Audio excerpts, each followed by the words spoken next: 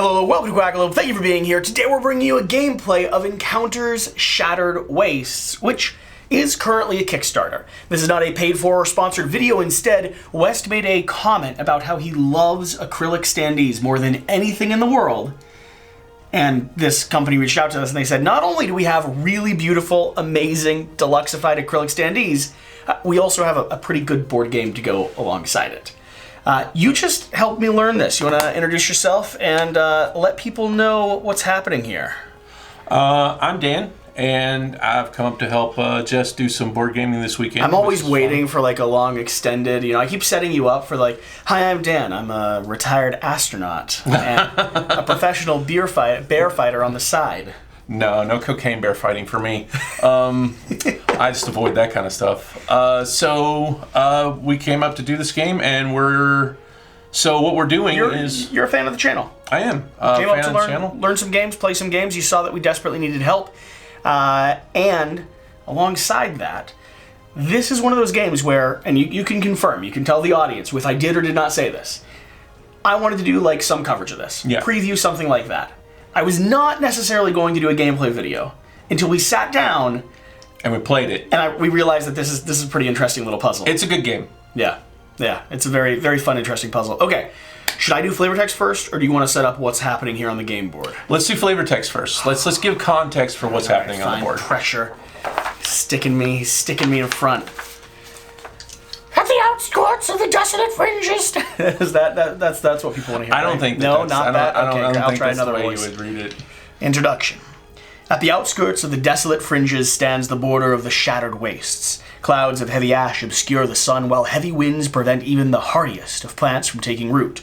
Cracks in the ground glow deep with aquas and purple. Faintly, is that right? Aquas?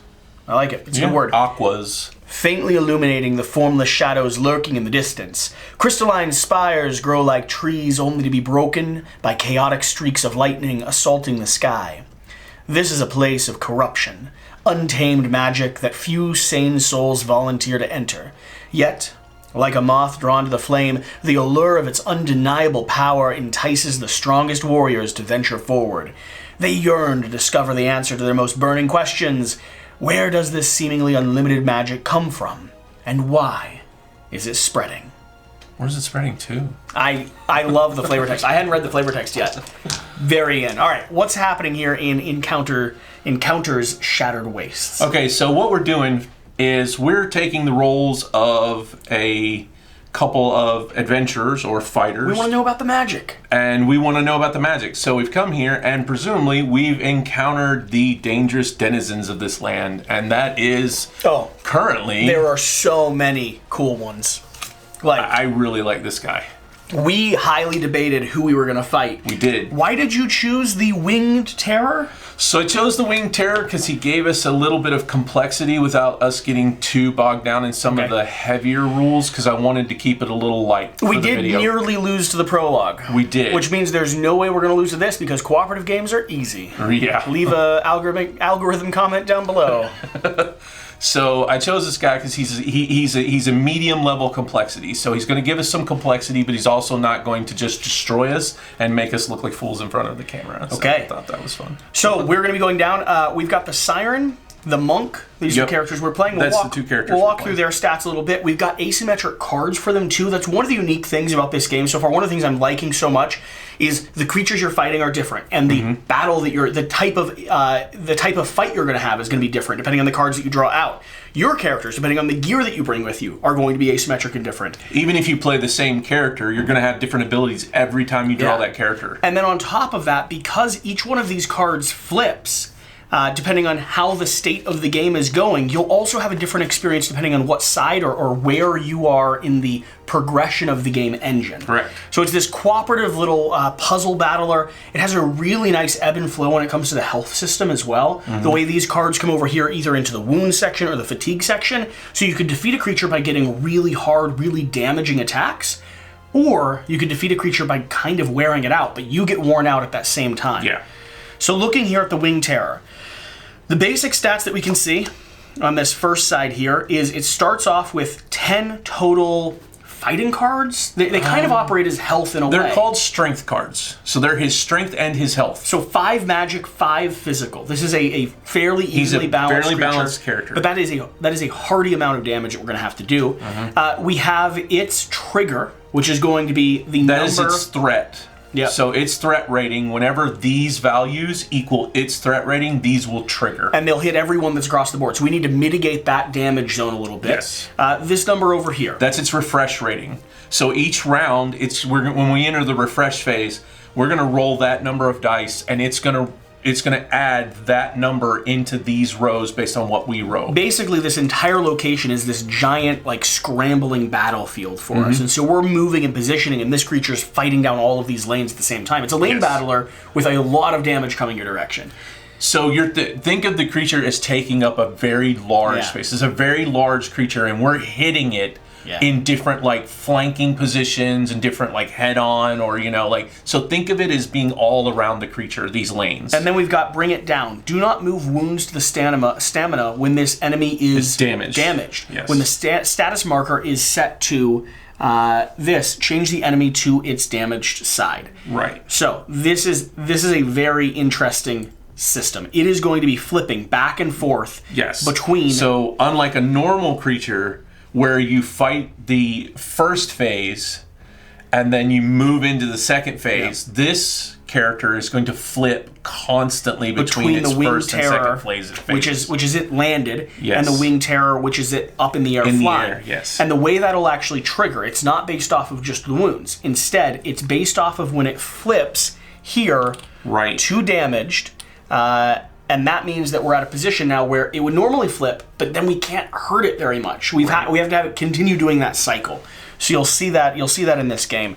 We've got its own unique cards, which the interesting thing about these cards is just like a big boss battle or in a video game, you can kind of map out what the next upcoming attack is. Right. You have to get hit by it first, and then you can learn what the pattern might be. As they come out, they'll go on the board, and they'll hit us, and then they'll go back on the bottom in the very specific order that they came out. Yeah. So if you have a good memory, you can memorize each individual card as they go back in the deck. Our issue is going to be the flying to landing side. There's going to have completely different attacks that we're dealing with. Correct, and that's gonna make it much harder to memorize because he's going to continuously flip back and forth. So each one of our characters starts with a group of cards. We already drafted those and chose. I'll talk about my character, and you can talk about yours here. Basic stats, I have 6 hit points. I'm a little bit more glass cannon. 11 magic. I'm a siren. I've got a lot of magic ability. And then these other icons here. Basic attack's going to be 1 die, looking for 1 damage, critting on a 3. And that crit number is going to be important because it scales up and down depending on how many dice you're rolling, depending on who you're playing. Like the other side of this, crit on a 7, but I rolled 2 dice for that. Right. And because of one of my cards, which you'll talk about in just a second, I might actually flip earlier in this game than I normally would. Right. We'll see. My ability allows me to attack an adjacent area, which is very nice. It gives a little bit more flexibility to the board. If I do, I'm able to either give myself magic points or give an ally magic points if they're in the same zone as me, which is in the same region. Then down here is the cards that I got. The cards that I decided to take. I have Duel of Honor. There are no other characters in your line, which is front line, back line. This is a free ability. It still costs magic, but I could potentially attack up to 3 times in a turn. Very nice. Glacial Blade. Oh, and this is the one that I wanted to point out. This rolls 2 dice. It does. The odds of critting on this with my character, very low. Very low. However, once I flipped my alternative side, which usually happens if you're wounded, but you could also choose to flip, my crit is a 7, which means those on 2 dice becomes a really easy to crit. Becomes a better crit by far. Glacial Blade. On a roll of 2, place all all enemy cards in your target area into wounds. Then cycle this card. This is just a card like this. Unless there's a lot of them, or a card like that, for instance, I might just get rid of that. Right, because so as you can see, these cards have individual icons on the right-hand side. When we attack, as long as we roll a die and we roll more threat than what we have, we hit automatically. So you start at 0 threat, so any die you roll is going to hit automatically. Yeah. But as we gain threat off of these cards, every time you hit and you remove one of these cards, you gain the threat off of that card. So if you hit this card, it's 5 threat. You're instantly going to 5. It's massive. Means you need a 6 or better on a d6 just to hit next time. And then I also took our high health potion. This allows me to give both you and me health when we desperately need it. That is a important, very clutch card in our last game. Cool. What's going on with your character, the monk? All right, so I am the monk. I'm much more of a physical fighter. I have a lot more hit points, a little bit less magic. Yeah, you do. But I hit really hard, so I do 2 damage. And what that means is whenever I hit, I'm going to get rid of 2 of these cards instead of a single card. And sometimes they will pile up. And sometimes they will pile up. Which you'll see as we get to the refresh phase, which is going to be the first phase of the game. We're going to immediately start piling those up on this side. After I complete an action, it's going to allow me to move 1 space or reduce my threat by 1, which is great if you're only taking on low threat cards. You can keep your threat low and you can keep hitting over and over and over again. So avoiding high threat cards might be a good plan for me. Or being able to move that 1 space with some of my abilities is going to be clutch as well, because my first ability is Mark of the Valkyrie. And what that does is whenever a character in my area rolls a dice to attack, that character may re-roll one of their dice. So if I attack here and knock this card out, I get a free movement. If I move myself to here in the first turn, you're going to get to re-roll one of your dice automatically. Which is great with the other things that I'm trying to do to crit. Exactly. So that's cool. going to give us some real good synergy between the 2 characters that's going to be great. I have a second attack that I chose simply because it is an absolutely devastating attack. Okay. It costs 6 mana of my 8. But if I do it, if the attack hits before I deal damage, place a number of the strength cards equal to the attack roll from fatigue directly into wounds. Whoa. And so the way you defeat the monsters in this is you have to, if you just hit a card, it goes to fatigue. Yeah. You either have to crit or this stamina bar has to be empty in order for you to move it into wounds. I haven't seen your cards before. That's an awesome card. It only works once, though. It has to be cycled as soon as I use it. It's awesome. Yeah, so I picked that just because it's one of those, we've got a stack here. And I rolled a 6 to hit. For this creature, we're going to desperately need the ability to wound it. Right, because we need to wound it because it's going to keep landing and flying and landing and flying. The only debate I have is, do we save that till endgame type of thing? Well, we'll have to see. We'll have to see how it plays out. We don't. My plan. We're both convinced we're gonna get wrecked by this. I agree. We almost got wrecked by the baby guy. But it doesn't matter because it's gonna be fun. Yeah, it's gonna be great. So, and then I took Sick and Steel here, which deals a damage equal to the number of corruption cards that I have. Okay. And then you remove one after the attack deals damage, and it's just 1 magic. So I can actually get rid of these without having to take actions. You kind of want to get corrupted. Yeah, so that's not the right term for those cards. Corruption is a thing you take when you flip. When you flip, it's called shattering. So in this game, when you're reduced to 0 hit points or you get 12 threat, you shatter. And that means you've been corrupted by the magic in these lands, and you're going to flip over automatically. See, I appreciate that you're trying to get terms right, because I just say things. Right. And then I have designers that leave comments, or they send me an email, and they're like, hey, you didn't get many of the terms right. However, the words you used were cool. Yeah. So I like to try to get the terms as best as possible, because I want people to understand what we're saying. So when you shatter, you're going to flip your character over. Now, there are ways to come back from shattering, but the second you shatter, you're going to lose all of these abilities. But you'll they're get going to another go set away, of abilities. and you're going to gain shattered abilities, and they're going to come into play.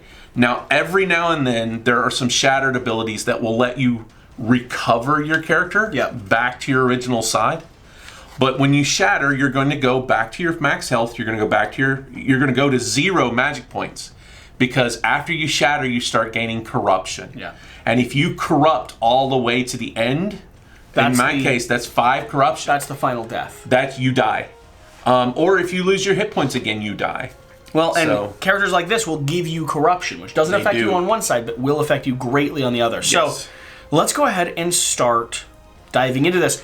On our turn, we have a few basic actions we can do. I know you have the rulebook open here to reference that, I think. That's that page there. Yeah, so the basic actions that we have, we can move. Yep. We can do a basic attack. Move allows you to move up to 3 spaces. Yeah. And you can only move orthogonally, so you can go 1, 2, and 3, but you cannot move from here to here.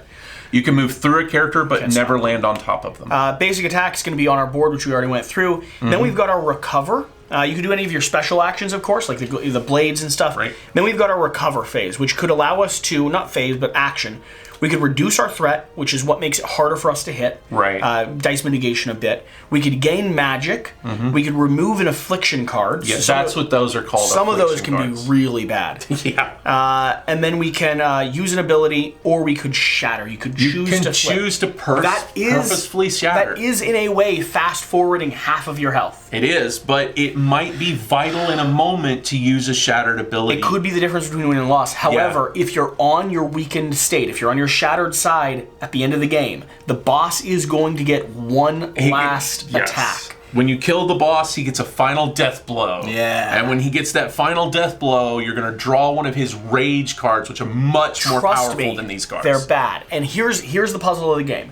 Do you take the time to understand what's coming out to guarantee the victory at the cost of maybe time? Or, like us, do you rush headlong in, stab it in the chest, and go, I hope you're not belting, I hope you're not burping fire at the moment, because I'm in front of you. Let's see what happens. Yeah. All right, you want to go first? Sure. Yeah, because that'll give me the chance to move into your lane once I've attacked because of my special ability. So, first thing we have to do is put him on his defense side. Yep, flip him over here. We're going to refresh. So when we refresh, we're going to each roll 2 dice based on his refresh rate. So we've got a 5 and a 2. So we're going to take the top 2 cards. We're going to put 1 on 5. Yep. And 1 on 2. And then I got a 2 and a 6, and they should be... So we'll get another 1 on 2. I like that 2 for my ability to just destroy everything in a row. And so whenever you roll a 6, no card actually gets placed on the board. Now, here's the thing we have to pay attention to. Threshold of 7. Yes. Which means right now every zone is fine except for this one. I might go up and target that area. I'm considering it. I won't be able to get there to help, but if you can take out something that's that zone in the defense phase, this zone won't trigger. You could move 3. That is true. So I'll get a free move, and then I could move 3 more or 2 more. You could end in that zone, which means you might be able to support me. Actually, what I'll probably do is attack, reduce my threat by 1 with the special ability, and then just move 3. Okay, let's see. Go ahead and see how this works for you. All right. Sometimes dice rolls start to change things. Yeah. Well, in the first attack, you're automatically going to hit. Your threat is 0. You're going to automatically roll a 1. You can't miss. The way damage works in this, you've got a critical, which always hits. Then as your threat goes up, you have to roll below that threat threshold. Yes. And still above your critical threshold. Or no, not above your critical threshold. You have to roll. No, you have to roll above your threat. Above the threat threshold. Yes. So if you have 5 you're going to have to lower that to control for it. But the first hit, you'll always get. You're right about always hit the first hit. Now, if you roll this exact number, that is your threat number. You must roll that exact number on the die, or number of dice that you roll. So if you're rolling 2 dice, they still have to add up to 3.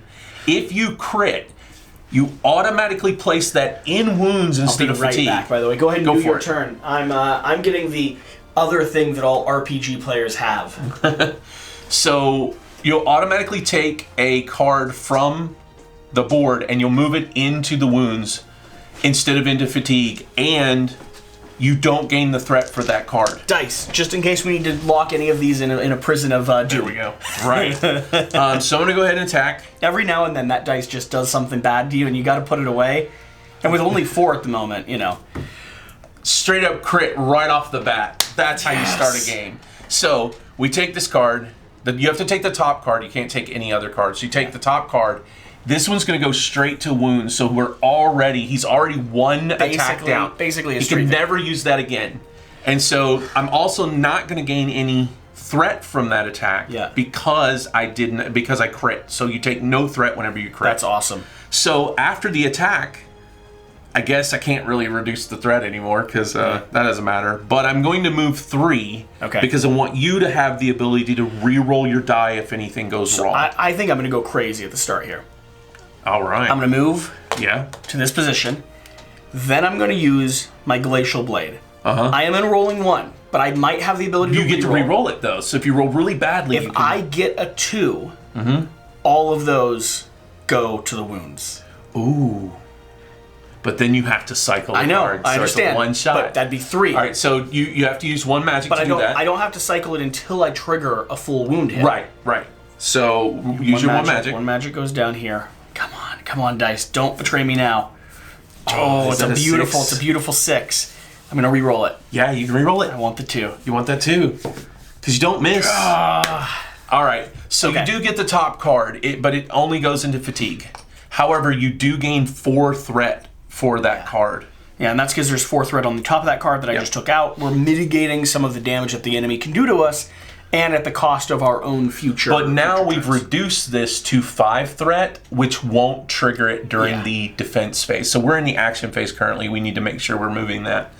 Now the question for me is, do I go ahead and do a Duel of Honor, which is a free ability? I think You moved though, right? I did, but I can get a free ability because no one else is in my line. Oh, that's true, because And you're in the front line and I'm in the back line. I think I will, and I'll tell you why.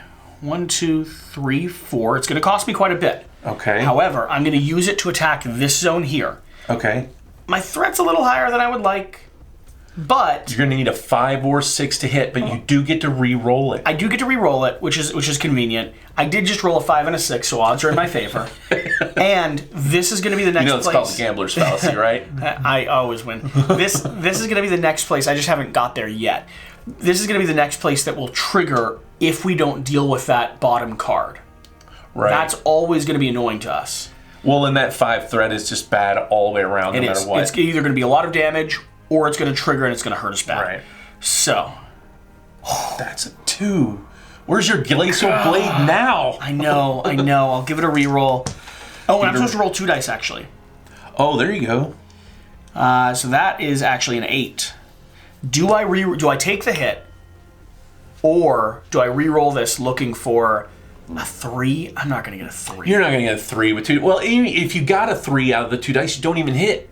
Your threat's too high. You have to roll at least a 5 3 would to be hit. a crit. A 3 would be a crit. Oh, yeah, 3 is a crit. So you hit automatically on a crit regardless of what your threat is. So you can always hit. Do I re-roll trying to get that 3? No. Dude, it's a 3. You know what the odds of 3 are in 2d6? All right, we're gonna kill this card. I think that's still worthwhile. Does that go to fatigue or does that go to... It just goes to fatigue? You see why I'm going for that crit now? Yeah, that... yeah, Try it. Just try it. Yep. Make it. 3. Nope, didn't make it. It's a 7. Didn't make it. Going up to 9. I still hit it. It was still You a were 7. shattered. It was still a You 7. would just crit. I would have. I choose to be shattered immediately. You have to do that, I think, before you roll. All right, so now we've both taken our 2 actions. We move into the defense phase. Yeah. And in the defense phase, the first thing that happens is we start at the very top. Yeah, we're looking for him to And we overflow. go, we look at his threat here, nothing happens. Yeah. Then we go to this, and because there are characters in this line, the top card resolves regardless of the threat in this area. And because so we I'm in the this top front card. with a physical attack, he's going to be looking at me. Physical attacks always hit the front guy. Yep. Magic attacks will always hit the back guy. Yeah. And so this is a magical attack. This is a physical attack. They have a different icon. It's easy to figure it out. So you're going to take 1 damage, and then one of those cards. I don't want one of those cards. I know, right? They're very, very, very. See what we get. Reduce your magic points to 0. Remove this. Ooh, so it just instantly sucks out your magic. So your magic goes to 0, and then you have to move. You immediately remove that though, I so understand, it's gone. but you realize my character is a magic character. I know. I get it. So now that we've resolved 1 card in this lane, that card goes into fatigue. We go to this lane. There's nothing there. Doesn't matter. As long as there's no characters here, this won't resolve. This doesn't resolve. It's not meeting the threshold. This won't resolve. It's not meeting the threshold. We instantly go back to the refresh phase. That's And it. I think, theoretically... Those do not shuffle back in. Well, no, until... I think they should maybe do this, because they go on the bottom, right? In the same order. Right, but we might not necessarily know what they are. Well, because we... Oh, that's right. Because sometimes they're not triggering, so we don't want to see them before... so you want to place them face down to make sure that you're not seeing the ones that don't trigger. That's true. Back up to the refresh phase? Back to the refresh phase. And then we both roll our 2 dice. I don't want to roll and see where we get our stamina cards. I don't want to roll 2 dice. 3 and a 2. 7. So stamina out on the 3 first. Yep. Then on the 2. Okay. Then for you? On a 1. 1. I rolled 6 on the other one, so there's no card. Nothing on the other one. Okay. Okay, so we've got... Overflow in the top corner. If we stay right where we are, though, I can deal with that by attacking adjacent. That's true. And that'll get me magic points back. You want me to go ahead and do that just to see if I can mitigate some of that? Yeah, if you want. Okay. So I'm going to... Can you even hit? I think so. I'm going to attack to the side there. No, I can't yet. I'm going to roll to reduce my threat. Right. I can get a 3. I'm going to roll to reduce my threat to start with. Let's try for a high threat roll. 4 drops it down to a 5. That makes it... Oh, I could hit. You need a 6 to hit now. Or a 3. Yeah, or a 3. A 3 will always crit. Yeah, so I've got a chance. I am going to try this. I'm going to try this. Oh, I can re-roll, though. You can re-roll? I can re-roll. You're in my area. Yes! No! No, 5 doesn't make it. You need 6. You have to roll above the threat in order to hit. When you attack, you may target an adjacent area. If you do, you may gain magic points equal to the lowest die value rolled, or another character in the area may gain 2. I am going to gain 5 magic, though. Okay. Because I am attacking, so I'm absorbing magic from the land. Yeah, it doesn't say you need to hit. It doesn't say I need to hit. That's what I was checking. Just says you need to attack. I could now do my Blade of Honor. Do you have another action? Yep. It's free. Oh, yeah, it's free. That's right. Drop this by 4. Let's go ahead and attack with 2 dice, and let's get a 3. Oh, I thought maybe. It's a 6. A 6 is enough to hit. It's not enough to... It doesn't wound it. Yeah, right. But it will clear this card, which means you don't need to worry about this section now. Okay. Because if that flipped, this would have hit all of us. Right. So if there are no characters in a section, but it exceeds the threat, whatever the top card there gets flipped and it hits the whole board, regardless of where the characters are standing. All right. Your turn. What are you thinking? Do better than I did, please. Oh, man. Everyone in the audience is saying it. How many are in here? Enough. 1, 2, 3, 4. Do I wait for the full 6? There's some high numbers in there, too. I got to be honest about that. There's a bunch of 5s in there. I knocked out two 5s and a 4. 2 5s and a 4 in there. You think I should fire Monsoon? I'm not opposed to it. Just throw down. If this attack hits before dealing damage... let me ask you this question. If you saw this guy flying in front of you, would you or would you not fire Monsoon? Man, I would fire Monsoon because of the name of Fire Monsoon. I'd have to see what that does. If I were playing a video game and I saw a skill that said Fire Monsoon, I'm throwing that skill. 25 codes, all right? A, B, A, B, A, B, Y, Y, Y, Z, Z, 2, we're fighting a mouse. I don't care. He's getting Fire Monsoon. Let's do it, yeah. Let's do it. That's true. So, yeah. Like starting zombie at the very beginning of the level. Yeah, starting zombie. It's like, I got a Fire Monsoon. I have to see what it does. All right, so if this attack hits before dealing damage, place a number of the strength cards equal to the attack roll from fatigue directly into wounds. Please wipe the floor with this. So I need a 4 to get rid of all of those cards. Going with that die or any of the special dice? I'll just go with this die. I'm good with these. Yeah, commit to the die that you've rolled. Yeah, commit to the dice, man. Man. All 4 of those go straight into wounds. And not only that, I still hit and deal damage because this is still an attack. So before dealing damage, we did that. Yep. And now I feel like I've helped by calling those big numbers. Right. So this goes here because it did not crit. You'll take 3. I'll take 3 threat. Oh, and I should have taken 5 more, so... But then we have to resolve another thing, and something we haven't talked about yet. Okay. On these cards, some of them say you must recycle them. Yeah. And that means you place the card back into the deck, and you draw another card from the deck. This could be big, or this could be... This could be big, or it could be small. Blood magic. I've had this card. This is fun. Roll a die, choose the number of strength cards in an area, and place them into wounds. Yeah.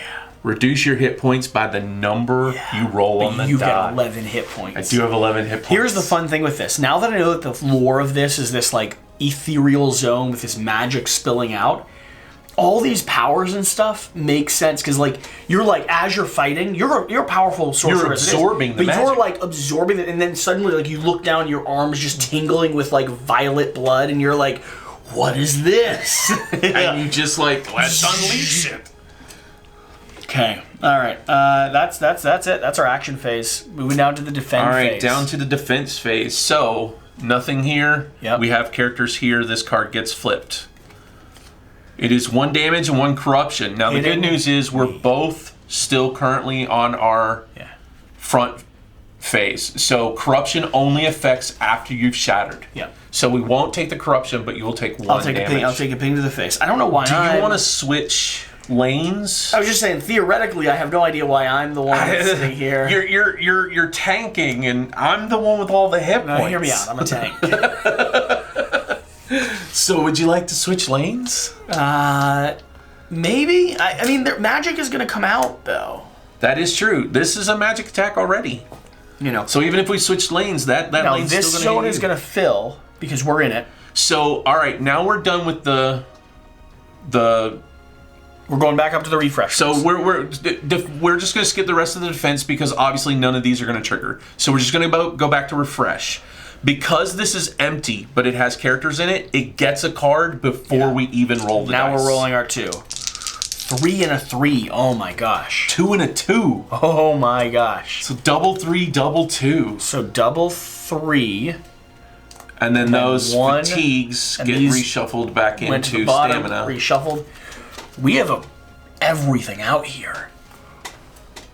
6 and 7, 6 and 7. Both of those are at risk. Yes. However, I still have my glacial blade, and you have your blood magic. I have a blood magic.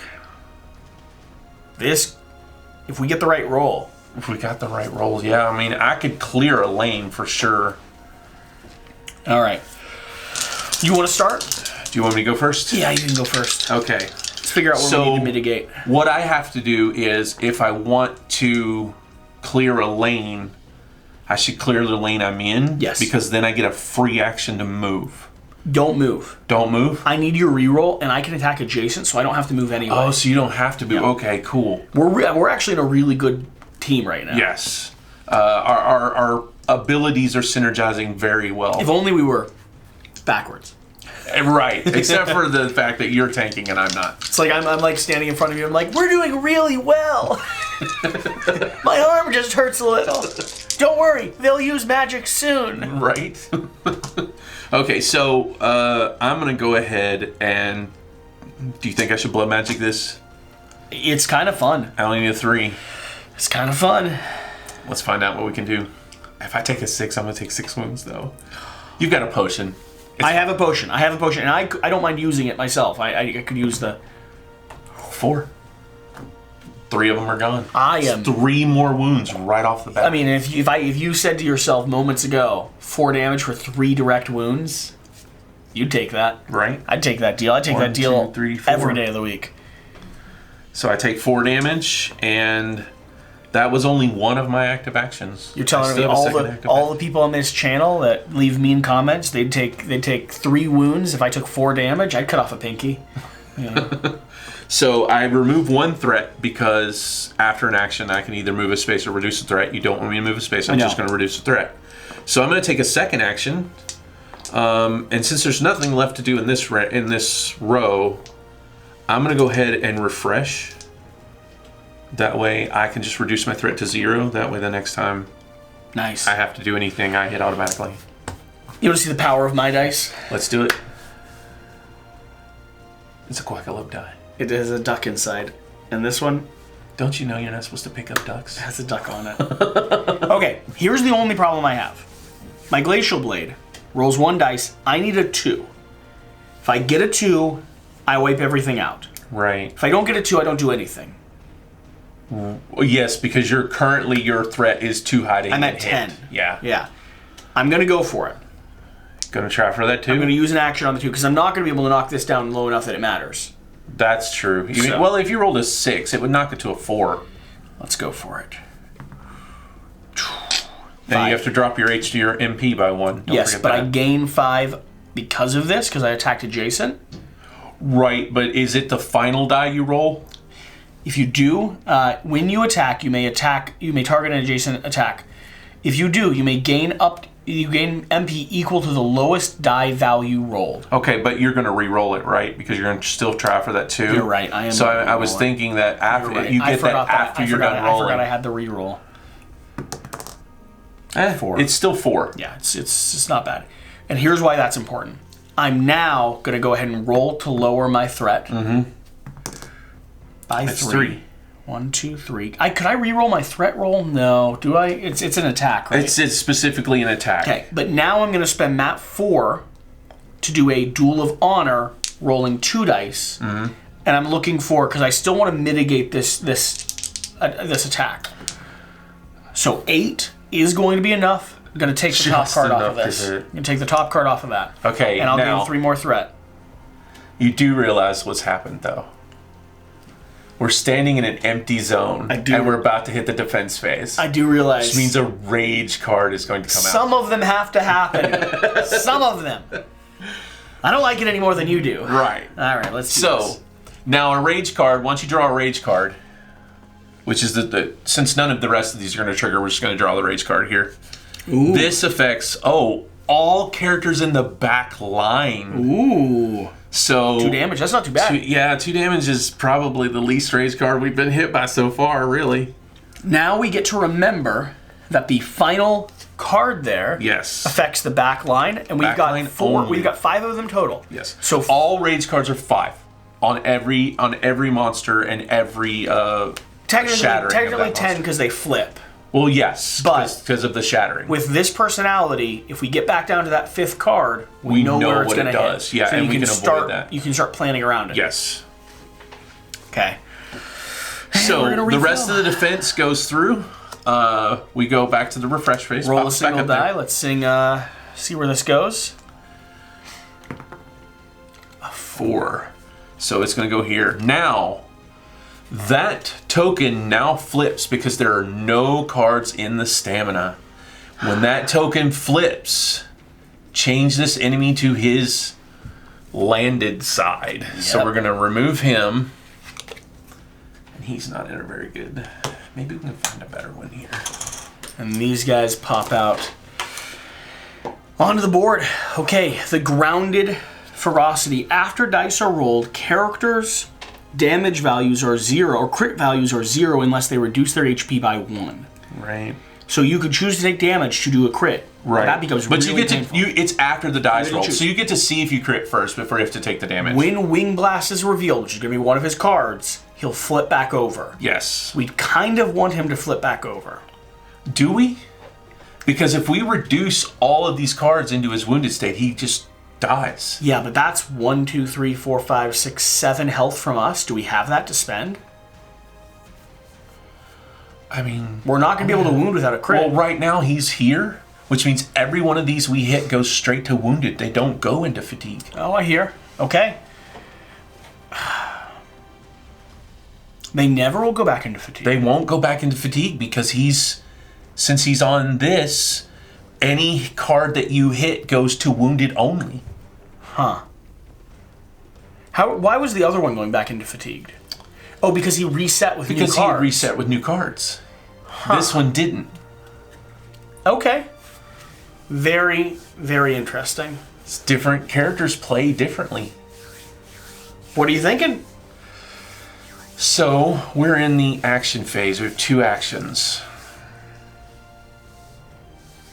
I like how different each one of these creatures that we face feels. Because each one has different phases that do 2 different abilities. He's triggering at 4. Yes. That's how cards are going to end up back up here. Yes. That's where we're in trouble. He's going to trigger so many back into fatigue by popping them off the board. We need to remove... getting rid of the 4s and the 5s was major. Yeah. Because he would have cycled those. Immediately, because if there was a 5, a 5, a 5, a 4, they would have went straight back into fatigue. And they would have all hit us. And then we would have not had a good opportunity. That is insane. He could have shattered us quickly in one round. Oh my gosh. We had no idea how Once important again, that was. we went headlong and just got lucky. I think that our target's got to be down here in those regions. So if you want to scoot over and forward, I'll scoot over and back, and we'll get a hit off in each of those. I think so. Yeah, because that's going to trigger, because it's going to be 4. I'm only going to take the 1 threat. I'll take that 3 hit. So these are also how threatening these cards are. Yeah. So the more of these they have, the more dangerous they are as well. Yeah. So it kind of gives you an indication of what you're going to be facing. So I'm going to go ahead and knock that top card off. Do you want me? Well, that's the question. If I attack here, I get a free movement and can attack there as well. Okay. I could potentially knock both of these cards off. Now, if I attack there, though, I will have 3 threat, meaning I need a 4 or better to hit. Unless it crits. Unless it crits. Yeah. Your call on this. I think both are great options. I'm gonna try it because the ability to knock off 2 cards is a really, I think, and I still have a 50-50 shot on the second roll. Okay. And if it doesn't happen, I'm only taking a level 1 card, so I'm not worried about it too much. I'm not going to disagree with you. Yeah. So all right, so let's go with the. All right, the first hit obviously hits because I hit on anything. This goes straight to his wounds, and I gain 3 threat. Then, as a free action, I get 1 movement point because I've completed an action. And now I need a 4 or better on the second attack, or technically a 3 because of 3 crits. So I still get a 3 or better. Well, the crit will just keep me from taking the threat now because everything's going to wounds. Yeah. So crits aren't as vital once everything's moving to their wounds. It depends on how threatening. It depends on how high your threat is. For me, they still matter. Yeah, they still matter for you, I guess. A 5. Okay. So we still knock this off. I go up 1 more threat because I didn't roll a crit. But I'm going to go ahead and lower that back down as my second. Now I'm going to take my first action to move here. Okay. I have the responsibility to protect you. I think so. I'm going to do a single adjacent attack over here, though. Okay. I don't know that I'm going to be able to get this. I've got to roll a 3 to get to it. Well, here's... yeah. I've got to reroll, though. I'm with you. Wait. Oh, yeah, because you can only hit on a 3. Yep. Oh. To 6. Do I keep the 6 to gain 6 magic and do a Duel of Honor? But you didn't say you were using your Glacial Blade. That doesn't matter. I can't use my Glacial Blade. I'm using my basic attack, right? And I'm attacking adjacent. Oh, so you would gain 2 magic points. I could stop right now, gain 6 magic points, and then use my Duel of Honor for 4, because it's a free attack. Yeah, but you'd still need an 11 or 12 to hit, even with the Duel of Honor. But my odds of getting a 7 or not. My odds of getting a 3 are worse, but my odds of getting above a 11 or 12 are possibly better. No. No? You think reroll? 11 is... Let's give it a reroll. So it's only a 6% chance that you can roll a 12? Something like that? No. Ooh, should have stopped at the 6. Should have stopped at that 6. All right. I have more magic. That's my turn. He's gonna get 1 card off. He is gonna get one. He's gonna get 2 cards off because he's gonna get the one in our lane, and that one exceeds his threat threshold, so that both of those are gonna trigger. Let's do it. So that one triggers. We each get 1 threat. We each take 1 of those cards. Oh, I need to down mitigate my threat. Okay. Berserk. Your value is 0. My crit value is 0. Which is true here, too, for the record. We need to remember that. Crit value is 0 for him, too, unless we take a damage. Oh, that is true. Gotta remember that. And then, before performing any action other than basic attack, gain 2 threat 2. Before I even perform the action. That's hard. Okay. Then he's gonna trigger this. That is what happens if I go? Threat. What happens if I go too high in threat? When you hit 12 threat, you shatter. I thought so. You want to talk about how this works? Okay. I'm going to flip. So when you shatter, instantly you reset all of your abilities. So you go to 5, you now have 5 hit points. Yep. You have 0 corruption, but a max corruption of 10. Yeah. If you ever reach your max corruption, you succumb and you are gone. Threat's back down to 0. Threat goes back to 0. However, you're going to remove all of those abilities. I know. I never got to use this healing potion on us. I guess I took some damage from that one. You're down below 50%, my boy. And hand me 3 of those new cards. Yep. You're going to get 3 shattered abilities now. And these can be very powerful. They can be, and they might give you a way to reform yourself as well. Yeah, and if you look at how awesome... So my character actually has a way to reform myself on my own, I think. You also get a awesome new character model. Yeah. Runic Scars. When you crit, reduce your current threat by your current... what's this again? Corruption. Activate any active ability any other character has equipped, gain corruption equal to the cost. That's fun. When you would gain more than 1 corruption from a strength card or a terror card, reduce your corruption by 1 instead. So rather than gaining it, you simply reduce it. That's actually nice. This lets you use every ability I have. Yes. That is very, very powerful. Yeah. And all my abilities are very low threat, or very low magic cost, so you wouldn't take much corruption either. And you have a max corruption of 10. I could use your blood magic card. Which is 0. But... Now he is right now no longer on that... Wait, didn't I use my blood magic? Yeah. I was supposed to cycle that. It says you must cycle this card. You gotta cycle I'm going to have to cycle that card because we forgot. We were. You didn't use it twice. Do it. You didn't use it twice. Correct. Remove all of these from myself or an adjacent character for 3 mana. So because there's things down here in fatigue, he is not. He's no longer. However, these are going to come out. They will go back over into stamina, and one's going to come here. Oh. So flip them first. Yeah, just gonna shuffle them up. One's going here, and then roll a die to figure out what this next one is, and he's still going to be... Yeah, he's gonna go right back to... I think we did him a little dirty. I think we hurt this guy. Yeah, the abilities we drew in the very beginning and how well we rolled, cutting the really deck. Yeah, it cut him so hard. We did good. Yeah, a fireball to the face is apparently not a giant bat's favorite. And I thought they'd like it. I mean, what are you gonna do? People are picky. You know what the material component for fireball is, don't you? Fire. Bat guano. Oh. And a piece of copper. Okay, perfect. There you go. Perfect. All right. Shall I go ahead and go? If you want to go first, I'm okay I've got no crit ability, but my threat is as low as possible. Now here's the cool thing. Since you can cycle my abilities, yes, you can use my second steel to get rid of your burn. Let's do it. Deal damage equal to number of these you have. You only deal 1 damage anyway. Okay, let's do it. And then you remove it after the attack, so it still can't crit right now. Okay. Because your crit value is 0. Okay, so let's 3. So you have no threat right now. So a 3 automatically hits. 3 will hit. It's going to take that out of here. Yes, because he's currently damaged. He's back to vulnerable. Yeah, he's back to vulnerable. This is going to go up by 1, right? Corruption. Yep. Wait, no, you didn't gain any... Oh, yeah, because you used my second steel, right? The cost, and now this is going to go. And then you gain threat equal to the card. Don't forget about that. And the card was 3. Yes.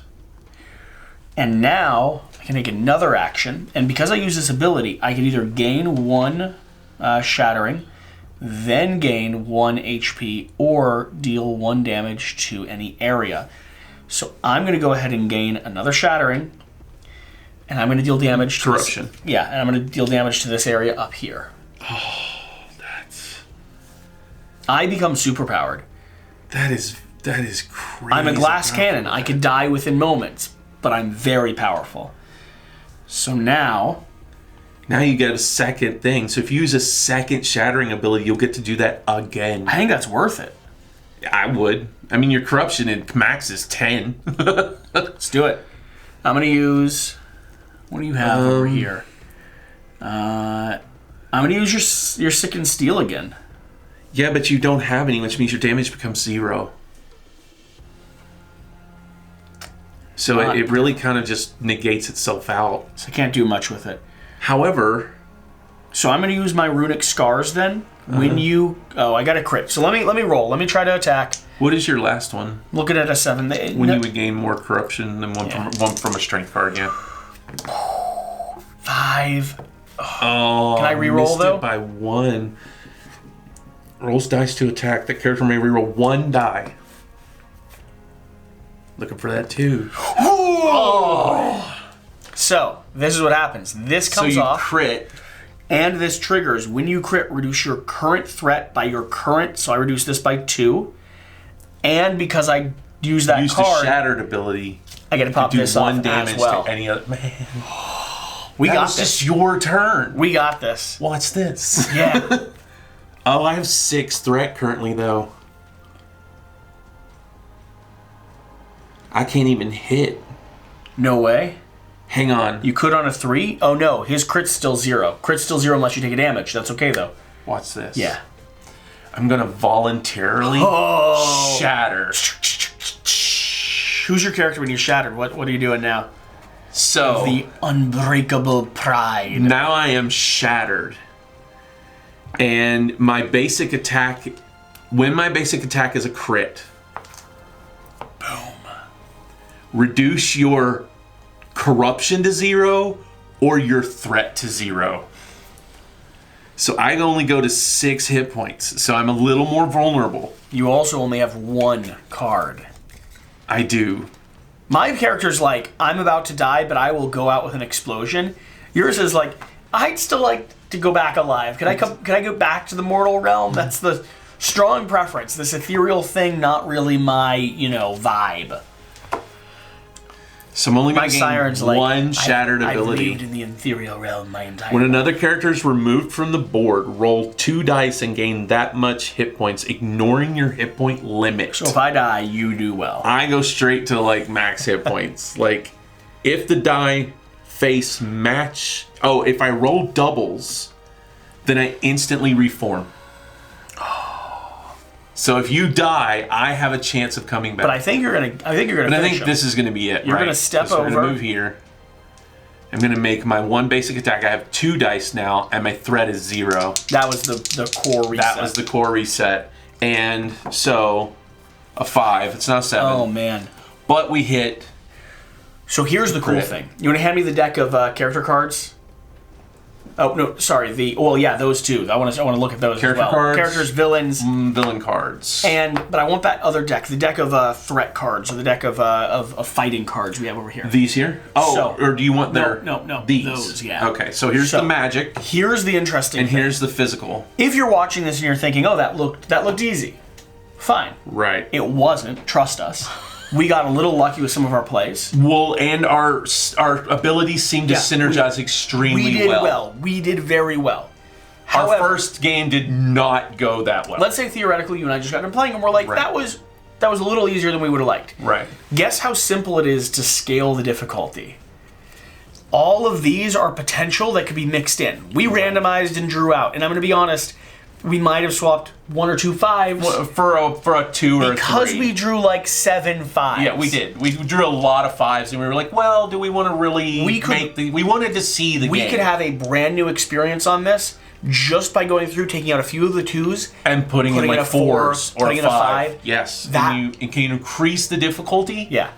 Or decrease the difficulty if you just get obliterated from the same scalability creature. of this, as you learn the mechanics and learn the puzzle of the game, it's really, really simple. Yeah. You can tune it to how you want to play the game. So if you want to tune it more difficult, if you like that feeling of being right on the sliver's edge all the time, you can tune that difficulty up a little bit. And if you just get obliterated by one of the guys, you can tune his difficulty down just a little bit. So here is the prototype. We've got a seer, we've got an aeromancer, we've got a arithmagician, a mathematical magician. We have a lancer, a slayer, and a ronin. And then the characters we have to fight. These are all the crazy bosses we can fight. The guardian. This is our original guy. We fought him at first. The harvester. The Eater of Children. I want to play the Eater of Children. The Spectre. The Sunken Beast. The First Chosen. and the Shattered God. And just in case any of you are wondering, like, this is what they sent us on the all about prototype. the Shattered God, man. This to me cool. indicates more. Yes. Right? So I'm thinking there's going to be at least, how many is that? Some more 7? characters, some more creatures to fight, Yeah. some more combinations, and all these mix and match, all these tie together. And if you don't think at this point that I'm not disappointed that I have to mail this prototype on, you're wrong. I'm disappointed I don't get to take it home. This is one of these games that I would like sit down and keep diving into and just keep figuring the puzzle out. Not only that, if you have a game night and you need a filler game, Great. this is an amazing filler game. It plays really quick and really simply. So setup time is about 15 minutes, but then you knock out a game. I mean, you saw how fast we knocked out a game, and I just have to take a look here. It's hyper difficult. yes. Only starts with 4 magic. Right, but you don't know what... I know. First of all, his threat is a 4. I understand. Which means he's going to pop cards understand. constantly. But also, we don't know what's there. Right. But I'm just looking at it and I'm thinking to myself, like, what is going to happen? What's his special ability? What is going to happen to this ability? Because Right. he doesn't look as powerful as he is. Right. But I know he is because the card... Oh, my gosh. Thank you for watching. Thank you for being here. Hopefully you enjoyed this gameplay. We're very glad we got a chance to dive into this. I want to play more scenarios. Whatever the case, though, whatever you do, remember to do the important thing. What's the important Just the important thing. Just tell them what the important thing is. I'm not sure what the important Just thing is. remember to do the important thing. Go out and get the game. Go out and get the game. We'll see you next time. Bye.